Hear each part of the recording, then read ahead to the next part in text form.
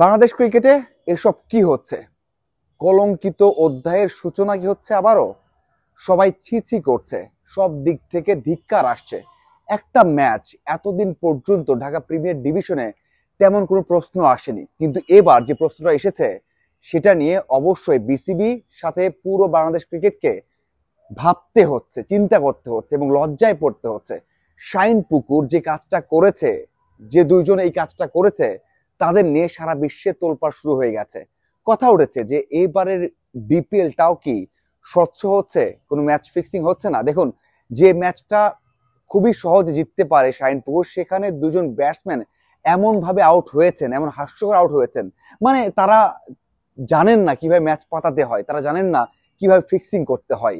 তারা একেবারে নতুন, হয়তোবা তারা অফার পেয়েছেন, অনেক টাকার অফার পেয়েছেন, এই জন্য তারা করেছেন, কিন্তু জানেন না কিভাবে করতে হয়। একজন ব্যাটসম্যান অপেক্ষা করছেন যে একজন উইকেট কিপার কখন তার স্ট্যাম্পে বল লাগাবেন, এই জন্য দেখছেন যে কিভাবে লাগানো যায়, কিভাবে আউট হওয়া যায়। আরেকজন ব্যাটসম্যান মানে যখন ডিফেন্স করলেন দেখা যাচ্ছে যে বল অনেক এক হাত দূরে, তারপরেও ডিফেন্স করলেন। এই সব ক্রিকেটার কোথা থেকে আসেন এবং তারা কিভাবে ফিক্সিংটা করলো? আসলে আমি মানে ফিক্সিং এর অভিযোগ বলছি না, আপনি এই ম্যাচ দেখলে যারা একদিন বল ধরেছেন, যারা একদিন ব্যাট ধরেছেন, তারাই বুঝতে পারবেন যে এখানে ফিক্সিংটা হয়েছে। ফিক্সিং হয়েছে নাকি এখানে উপর থেকে ফিক্স করা হয়েছে, ম্যাচ ছেড়ে দেওয়া হয়েছে, সেটা একটা বড় বিষয়। কিন্তু কিছু না কিছু তো হয়েছে, এত কথা হচ্ছে, এত আলোচনা হচ্ছে, আপনারা তো দেখেছেন না, আমরাও দেখেছি, আমরা দেখছি।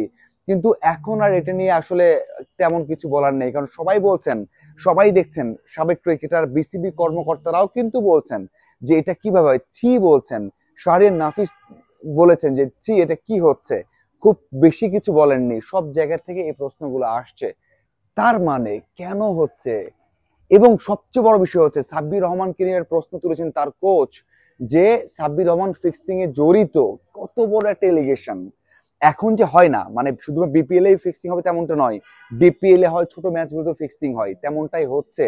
এটা হয়েছে কিনা বের করতে হবে অবশ্যই, কিন্তু এইসব দেখে মনে হয় যে অবশ্যই হয়েছে এবং সেটা কিন্তু বলাই যায় এবং দেখার অপেক্ষা যে বিসিবি কি করে।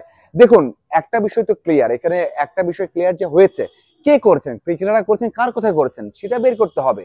এখানে অনেক লিঙ্ক থাকে, তবে আমার মনে হয় দুই দলের কোচকে জিজ্ঞাসা করবেন, বিসিবি সভাপতি হয়তোবা, অথবা বিসিবি থেকে খালেদ মাহমুদ সুজন আছেন, গুলশান ক্লাবের কোচ। অন্যদিকে যে শাহিন পুকুর আছে, সেই ক্লাবের হর্তাকর্তা ছিলেন কিন্তু খালেদ মাহমুদ সুজনই।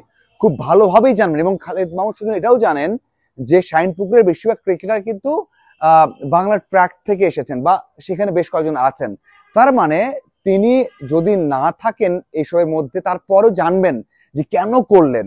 তার কাছ থেকে, ওনার কাছ থেকে, বা শাহিন পুকুরের কোচ অথবা গুলশান ক্লাবের কোচ থেকে কাছ থেকেও জানা যাবে, যে আসলে একটা আভাস পাওয়া যাবে অথবা একটা সিনারিও পাওয়া যাবে যে ওনারাই করেছেন, ওনারাই যুক্ত আছেন বা থাকবেন, তেমনটা নয়। কিন্তু এই বিষয়গুলো প্লেয়ারদেরকে জিজ্ঞাসাবাদ করা, খালেদ সুজনকে জিজ্ঞাসাবাদ করা, অথবা আরো যারা রয়েছেন বা ম্যাচ রেফারি, আম্পায়ার, তাদের সাথে কথা বলা, সেই সব করার পর অবশ্যই একটা ভালো একটা সিদ্ধান্ত দরকার। এই সব বিষয়ে একটা সমাধান দরকার, না হলে বাংলাদেশ ক্রিকেটটা যেটা হয়েছে বিপিএল এ, সে ডিপিএল এ হলেও ক্রিকেটটা যাবে কোথায়? আপনার কি মনে হয় এই সব আনফরচুনেট ঘটনা দেখে? অবশ্যই কমেন্ট করে জানাবেন। ধন্যবাদ সবাইকে সাথে থাকার জন্য।